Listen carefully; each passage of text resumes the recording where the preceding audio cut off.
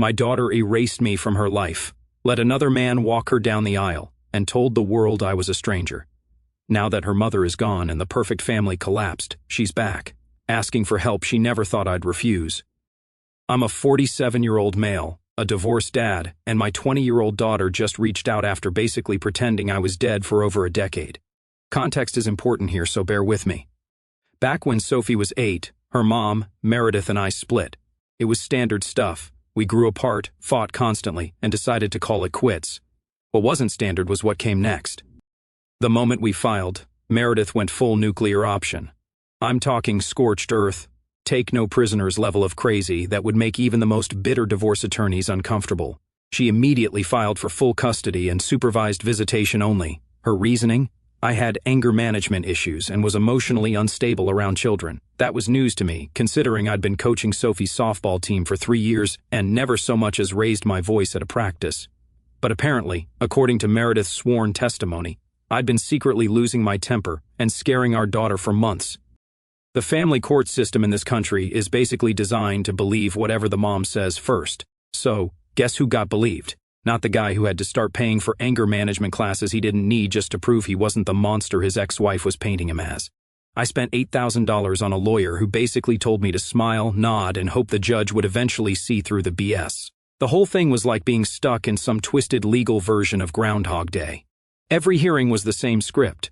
Meredith would bring up some new incident that supposedly happened months ago. I'd sit there looking confused because none of it was real, and my lawyer would scramble to prove a negative. Try explaining to a judge that you didn't lose your temper at a Chuck E. Cheese when your ex-wife has a detailed story about you yelling at staff and making Sophie cry. The fact that I hadn't set foot in a Chuck E. Cheese in 2 years didn't seem to matter. Meanwhile, Meredith was working on Sophie behind the scenes. I'd pick her up for my court-mandated 2-hour Saturday visits, and she'd be weird and distant, not like a normal kid dealing with divorce distant, but like she'd been coached on what to say and what not to say. The worst part was watching it happen in real time. One week, Sophie would hug me goodbye and ask when she could come stay at my new apartment. The next week, she'd barely look at me and would flinch when I tried to buckle her seatbelt.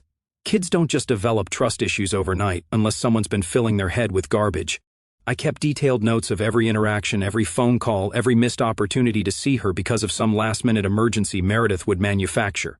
My lawyer said documentation was key, but honestly, the judge barely glanced at any of it. The system had already decided I was the problem. I spent 5 years getting jerked around by family court, paying legal fees I couldn't afford, and watching my relationship with my daughter get dismantled by someone who was supposed to want what was best for our kid. So, by the time Sophie was around 11, Meredith had found her upgrade. Sam, this guy was like someone ordered the perfect suburban dad from a catalog. He owned his own HVAC company, drove a lifted truck with all the bells and whistles, and had season tickets to the local college football team. He looked like he belonged in a family-friendly beer commercial where everyone's grilling burgers and playing catch in the backyard. Don't get me wrong, I'm not hating on the guy for being successful, but it was pretty obvious Meredith had found someone who could provide the lifestyle she'd always wanted. And I wasn't exactly bringing home HVAC business owner money working as a welder. Sam could afford the big house in the good school district, family vacations to Disney World, and all the stuff that makes teenage girls think their stepdad is cooler than their real dad. The timing was perfect too. Sam showed up right when Sophie was hitting that age, where kids start caring about image and status. Suddenly she's posting Instagram photos from their lake house, wearing expensive volleyball gear, getting dropped off at school in his company truck with the custom paint job. Meanwhile, I'm still driving a 2003 Honda Civic and living in a one-bedroom apartment because half my paycheck goes to child support and legal fees. Within 6 months of them getting serious, my already limited access to Sophie basically evaporated. Suddenly, every weekend I was supposed to have her, there was some conflict. Sam was taking her to see a baseball game. They had family plans. She was sick. There was always something. And my lawyer kept telling me to document it and be patient because rushing back to court would make me look like the obsessive ex-husband. I kept a dedicated folder on my computer labeled Canceled Visits with screenshots of every text and email. My personal favorite was the time Meredith claimed Sophie couldn't come because she'd gotten food poisoning from a school lunch and needed to be monitored for potential complications. Turned out Sam had gotten last-minute tickets to a college football game that same weekend. The breaking point came during Christmas when Sophie was 12. I'd bought her this necklace, Nothing crazy expensive because I was already broke from legal fees, but it was nice. A silver chain with a small heart pendant. I thought maybe if I could just hand it to her personally instead of going through Meredith's filter, we might actually have a real conversation. I drove to their house on Christmas Eve, not to cause drama, just to drop off a gift for my daughter like any normal parent would do. I rang the doorbell. Meredith answered, and before I could even say Merry Christmas, she was telling me I needed to leave immediately because I was violating the custody agreement. I tried explaining that I just wanted to give Sophie her present, maybe talk to her for 5 minutes. Meredith started recording me on her phone, saying I was being aggressive and refusing to leave her property. The whole thing was insane. I wasn't yelling, wasn't being threatening. I was literally just standing on the porch, holding a small jewelry box. 2 days later, cops showed up at my apartment with papers, a restraining order. Apparently, my attempt to deliver a Christmas present was evidence of continued harassment and stalking behavior. The order specifically mentioned that I had aggressively confronted Meredith at her home and refused to respect boundaries when asked to leave. My lawyer said we could fight it, but fighting a restraining order basically requires proving a negative, and judges don't like to take chances when kids are involved. So that was it. Game over. No more supervised visits, no more phone calls, no more awkward small talk in family court hallways. I was officially persona non grata in my own daughter's life. Around this time, Sam and Meredith got married. Sophie took Sam's last name that same year. I found out when I saw some local charity fundraiser posts shared on social media where she was tagged with Sam's last name and a caption about supporting local families. There was Meredith beaming next to this girl who used to be my daughter, both of them wearing matching t-shirts for Sam's HVAC company's softball team. That's when I finally understood I wasn't just being pushed out, I was being completely replaced. And everyone involved was perfectly fine with pretending the first 8 years of Sophie's life had never happened. So this is where things get weird. Fast forward about 8 years. I'm 47 now, living a pretty quiet life about 3 hours away from where all that drama went down. I've got a decent welding job, a small apartment, no major complaints. I stopped checking social media years ago because seeing glimpses of the life my daughter was living without me was just depressing. During those 8 years, I basically rebuilt myself from scratch. Worked overtime whenever I could get it, saved up enough to buy some decent tools, even started doing side jobs on weekends fixing lawnmowers and small engines. It kept me busy and helped me forget about the whole mess. I'd go to work, hit the gym afterward, grab dinner somewhere, watch Netflix, and pass out. Rinse and repeat. The loneliness hit sometimes, especially around holidays or when I'd see other guys at work talking about their kids' graduation parties or college visits. But I'd learned to shut that down quickly. You can't miss something you never really had. And by the time Sophie was a teenager, I was already more like a stranger than a father anyway. Then, 2 weeks ago, I get a text from a number I don't recognize. Just says, "Can we talk?" I get random spam texts all the time, so I ignored it. The next day, another text. "It's Sophie." That stopped me cold. I hadn't heard from her directly in over 8 years. The last time we spoke, she was 12, and telling me through tears that she didn't want to see me anymore because I scared her. Now she's 20 and suddenly wants to chat. I didn't respond right away. Part of me wanted to just block the number and pretend I never saw it. But I'll admit there was this tiny part of my brain that wondered if maybe she'd figured out what really happened back then. Maybe she'd realized her mom had been feeding her lies. Maybe this was going to be one of those reconciliation stories you see in movies where the kid apologizes and wants to rebuild the relationship. I was sitting in my truck outside work staring at the messages when Troy knocked on my window. Troy's this 52-year-old welder who works the next bay over from me. The guy's been through 2, divorces himself, and has exactly 0 patience for family drama. He took one look at my face and said, "Either you just found out you're dying or your ex-wife's back to screwing with your head."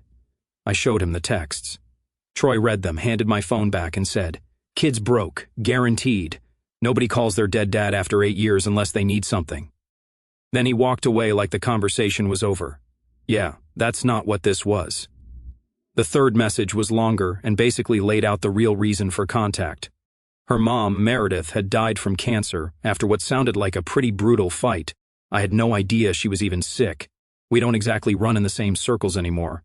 But here's the kicker: Sam, the perfect stepdad who'd replaced me, decided to end his life and follow Meredith 1 week after she passed. The way Sophie wrote it was weirdly matter-of-fact. "Mom's gone, Sam followed. Now I'm alone and don't know who else to turn to. No emotion, no I'm sorry we lost touch. No acknowledgement that she'd spent the last 8 years treating me like I didn't exist, just logistics. She needed help with funeral planning, estate stuff, probate court, next of kin laws, basically all the paperwork nightmare that comes with people dying. And apparently, I was the only person left in her life who might be able to help her figure it out. The whole thing felt surreal. This is the same girl who'd stood in front of 150 wedding guests and let another man walk her down the aisle while she called me a stranger. The same person who'd legally changed her name to erase me from her identity. And now that her fantasy family had imploded, suddenly I was worth talking to again. I sat on those messages for a week. Every night I'd read them again and try to figure out what I was supposed to feel. Sad that Meredith was dead. We'd been divorced for years and she'd made my life hell. Sorry that Sam was gone. The guy had been happy to play replacement dad while I got erased. Mostly what I felt was tired and maybe a little bit like I was being used. Because this wasn't Dad. I miss you and want you back in my life. This was Dad. I need free legal advice, and you're the only sucker left who might help me. The thing is, I'd already grieved losing my daughter years ago. When she changed her name, when I saw those wedding photos, when I finally accepted that the system had let Meredith turn her into someone who genuinely believed I was dangerous, I'd already said goodbye to that relationship. And now she expected me to just jump back in and play cleanup crew for the mess left behind by the people who'd replaced me after 8 years of radio silence. So I decided not to respond to her messages. I figured that would be the end of it. She'd get the hint and find someone else to deal with her problems. Apparently, my brother had other ideas. 3 days after I ignored the last message, my doorbell rings. I open it expecting an Amazon delivery or maybe Jehovah's Witnesses, but it's my brother Ryan holding a box of grocery store muffins and wearing that expression guys get when they're about to stage an intervention. We haven't been super close in recent years. He knew about the divorce and custody mess but never really got involved, which I appreciated at the time. Now I'm wishing he'd kept that same energy. He walks in without being invited and starts right in with, "She's still your daughter and you have no idea what she's been through." I let him talk because I didn't feel like having this argument on my front porch where the neighbors could hear. Turns out Sophie had somehow tracked down Ryan's number and called him crying about how alone she was and how I was the only family she had left. Ryan ate it up completely. He's got 2 kids of his own, and I think he was projecting some what if my kids needed help and couldn't reach me scenario onto this situation. But here's where it gets interesting. As Ryan is going through his whole speech about forgiveness and second chances, I start asking questions like, why isn't Sophie turning to Sam's family for help? She's been part of that family for 6 years, took their name, called Sam Dad in public. Where are they in this crisis? Ryan gets uncomfortable and admits that apparently Sophie burned those bridges pretty spectacularly.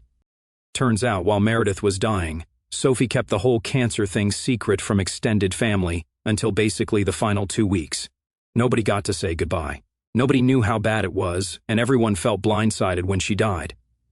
But wait, it gets worse. While Meredith was in hospice, barely conscious, Sophie somehow managed to sell her grandmother's house behind everyone's back. This was Meredith's mom's place that had been in the family for 3 generations. Meredith's cousins thought they were inheriting it, but Sophie put it on the market and pocketed the money while her mom was literally dying. I don't know the legal details of how she pulled that off, but Meredith's side of the family lost their minds and cut Sophie off completely. Can't say I blame them. Then there's Sam's side. Apparently his 2 adult kids from his first marriage had been having problems with Sophie and Meredith for months before any of this went down. They claimed Sophie and Meredith had isolated Sam from his family, wouldn't let him see his grandkids, and were basically controlling his whole life. The more Ryan talked, the clearer it became that Sophie hadn't just burned bridges, she'd napalmed them. According to what Ryan had pieced together from her phone call, Sam's daughter had actually tried to do an intervention about 6 months before he died. She'd shown up at their house with her kids, wanting to know why Sam never called anymore, and why he'd missed 2 birthdays in a row. Sophie apparently answered the door and told her that Sam was too stressed to deal with family drama, and that maybe they should give him space. The daughter never got to talk to Sam directly, and when she tried calling later, Sophie would always answer and say he was sleeping or busy or not feeling well. After Sam died, his oldest son started making noise about suing because he thinks Sophie manipulated his dad into changing beneficiaries on insurance policies while he was grieving and emotionally unstable. According to Ryan, the son claims Sam was actually trying to write Sophie out of his will completely, but died before he could finalize the paperwork. So now Sam's kids hate her.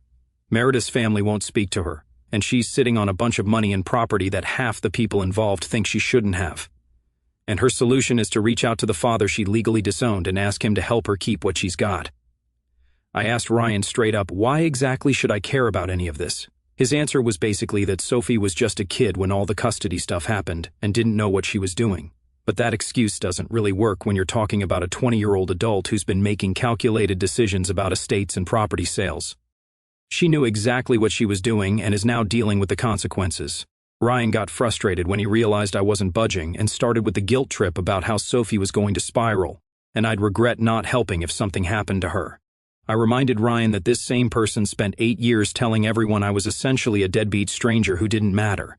After Ryan left, I got a voicemail from Sophie, totally different tone from the previous messages. She was pissed, said something like, "Fine, stay out of it like you always have. Just know I'll tell everyone you let me drown." So now we're back to the same playbook from when she was a teenager. If Dad doesn't do what I want, Dad becomes the villain in the story. Some things never change. I blocked her number after that. If she wants something from me going forward, she can hire a lawyer like her mom used to do. Apparently, when you burn bridges with everyone else in your life, you get creative about dragging people back into your mess. About a week after I told my brother to stay out of it and blocked Sophie's calls, I got a letter in the mail that looked like one of those fake legal notices scammers send out. You know, the ones urgent, respond immediately, or face serious consequences, in bold letters across the top. Except this one was real, a court summons. I was being subpoenaed as a witness in a civil case involving Sam's estate. Apparently his kids had followed through on their threat to sue Sophie over the inheritance stuff. I called my lawyer immediately because getting dragged into legal battles is exactly what I'd been trying to avoid for the past decade. We went through all the paperwork together, and that's when we found the real problem. Sophie had submitted a sworn statement to the court claiming that I'd been back in her life for months before Sam died. According to her version of events, we'd reconnected, and I'd been providing emotional support and guidance as she dealt with losing 2 parental figures. She made it sound like I was some kind of wise father figure helping her navigate difficult family dynamics with grace and maturity. None of that was true. I hadn't spoken to her in 8 years before she texted me after Meredith died, and even then I'd ignored her messages. But now her legal team had put my name in court documents and submitted this fictional version of our relationship as part of their defense strategy. The really messed up part was how detailed her lies were. She claimed we'd had weekly phone conversations where I'd helped her understand Sam's depression and given her advice about supporting him through his grief. She even said I'd suggested specific strategies for helping him cope with Meredith's illness.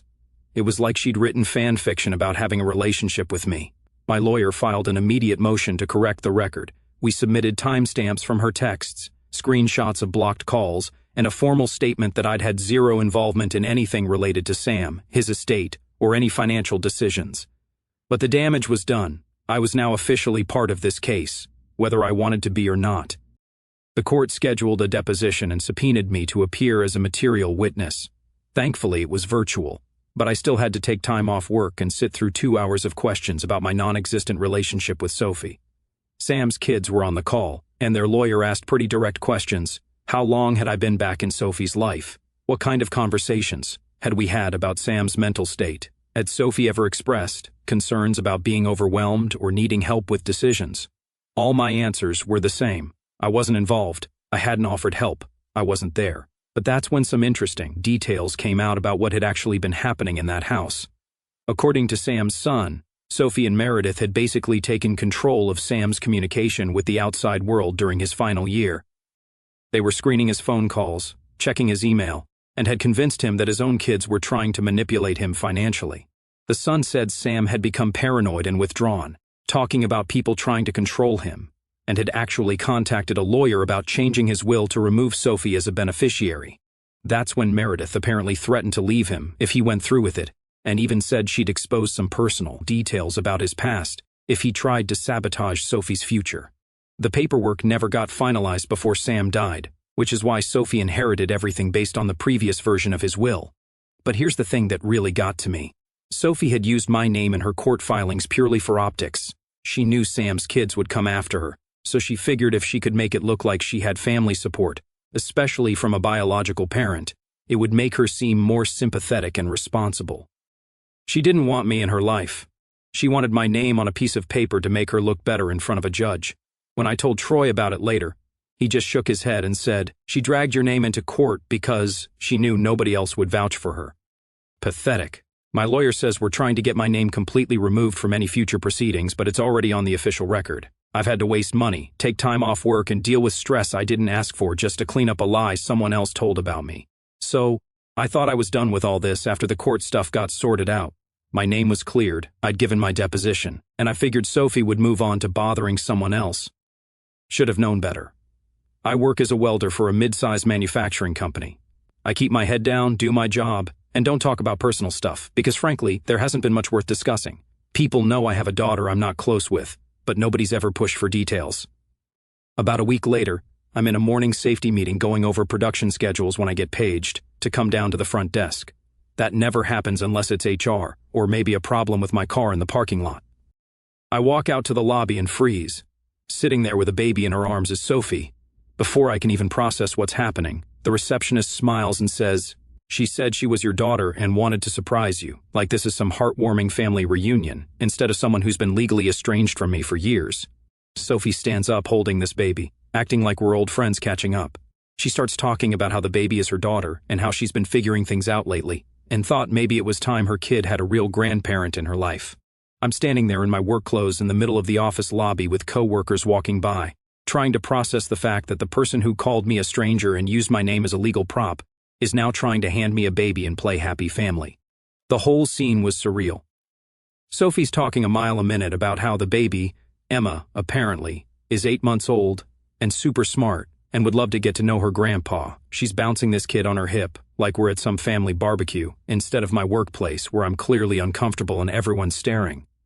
I could see guys from my shift peeking around corners, probably wondering if this was some Jerry Springer episode about to go down. Dave from maintenance actually stopped what he was doing and stood in the hallway watching like it was cable TV. The whole thing was embarrassing as hell. I told her this wasn't the place for any of this and I needed to get back to work. She didn't seem bothered at all.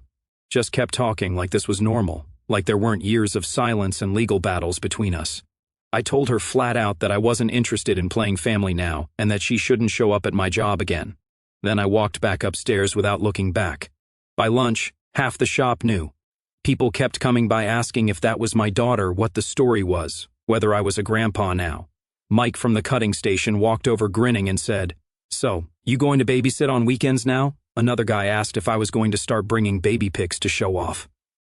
I looked up from my workbench and said, "That kid's not mine, and neither is her mess. Drop it." The smiles disappeared real quick, and everyone went back to their own business. Troy came by around 2 p.m. with his standard diplomatic approach. "So, I hear your family situation just got more complicated," he said, leaning against my workbench. "Want me to explain to people that she's basically a stranger, or are we going with the whole mysterious family drama angle?" I told him the basics, that she'd shown up out of nowhere trying to force some kind of relationship. Troy nodded and said, "Yeah, that tracks. Nothing says I want you in my life like ambushing someone at work with a baby." He grabbed his gear and added, "Next time tell security to escort her out. This isn't Jerry Springer." Then around 3 p.m., the receptionist hands me something Sophie had left behind, a small photo album with pictures of me and her from when she was little, me pushing her on swings, her at a school recital, Christmas mornings, that kind of thing. There was a note at the front that just said, "In case you forgot." I didn't take it home, left it locked in my desk drawer. Next morning I had to meet with HR. They were polite but clear. The situation had caused disruption in the workplace. There had been complaints about unprofessional behavior in the lobby, and multiple employees had been distracted asking questions about family drama. I explained the situation. They asked if I felt safe, which honestly made me realize how this whole thing must have looked to people who don't know the backstory. So, they flagged her name with security and told the front desk not to let her in the building anymore. But the damage was done. There are whispers now. My supervisor hasn't said anything directly, but I can tell the dynamic is different. People think I'm hiding some messy family situation, and they're not wrong. They just don't understand what kind of mess it actually is. This isn't some simple father-daughter rift that needs healing. This is someone who spent years convincing everyone I was dangerous, then pretended I didn't exist, then tried to use my name for legal cover, and now wants to waltz back into my life.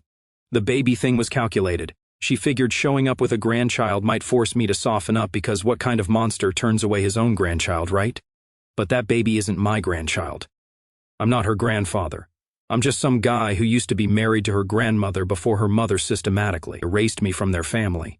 I haven't touched that photo album. I'm not interested in nostalgia trips. That version of Sophie in those pictures is gone, replaced by someone who made very deliberate choices about who she wanted in her life. And it wasn't me.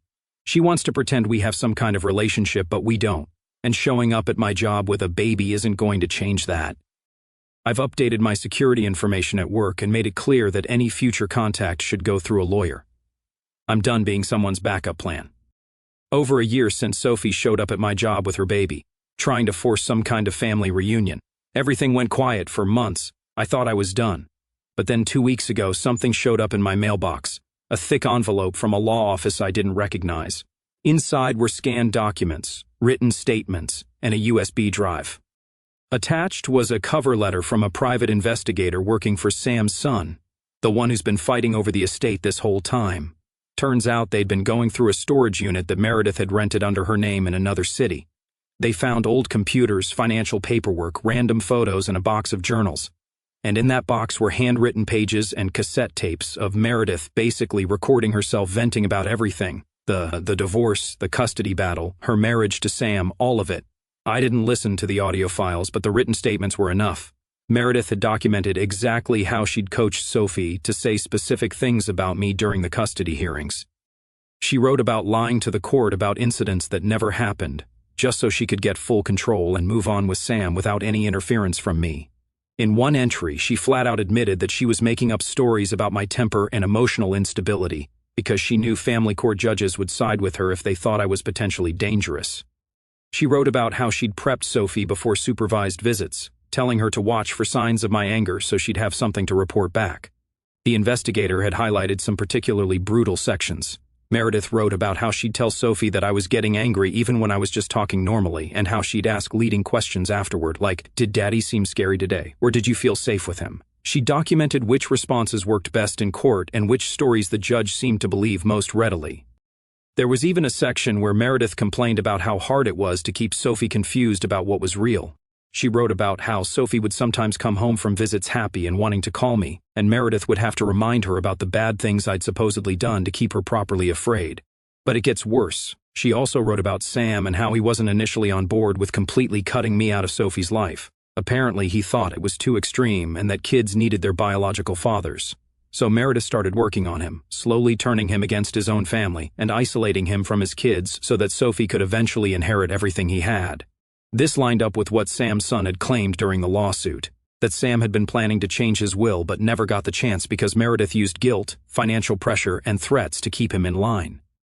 The investigator wanted to know if I'd testify in the appeal process for Sam's estate. I told him no, I'd already said everything I needed to say in my previous deposition. He asked if he could use that testimony again, and I said yes, but I wasn't getting more involved than that.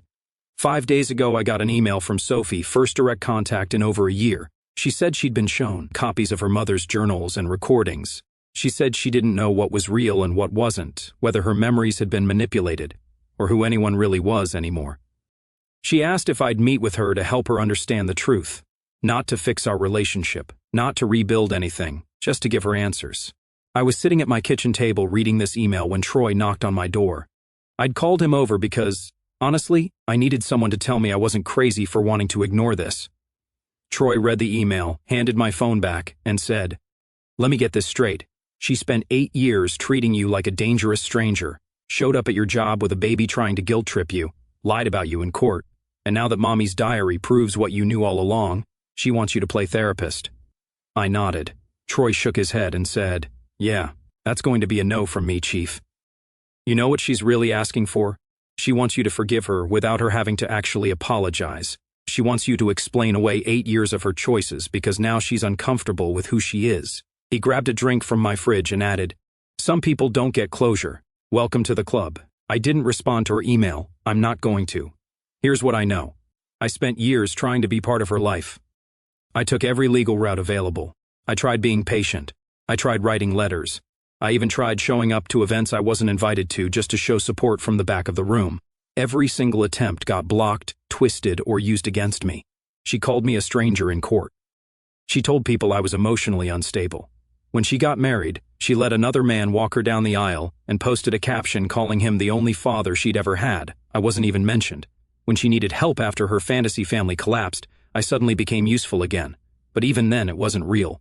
When that didn't work, she tried the baby angle, showing up at my workplace like some kind of ambush reunion. Now that the truth about Meredith has come out, she wants me to fill in the gaps. But that's not my job anymore. I didn't raise the version of Sophie that exists now. I wasn't allowed to. Meredith built that version, shaped her worldview, gave her the fake stories and the twisted loyalties. When the foundation finally cracked, I wasn't going to be the one crawling through the rubble trying to rebuild, something I never had a hand in constructing. Sophie says she doesn't know what's real. Maybe that's true, but I know I was kept out. I know I was erased. I know I was only pulled back in when everything collapsed. And I know I was never seen as a father until it was useful to have one again. I'm not angry anymore. I'm just done. If she wants to know who her mother really was, she's got the journals. If she wants to know what happened with Sam's family, they've been talking. If she wants to know who I am, there are photo albums from when she was little that can remind her. And if that's not enough, she'll have to make peace with what she doesn't know. I didn't respond to her email. I won't. Some bridges, once burned, stay burned, and that's okay with me. She made her choices. She can live with them.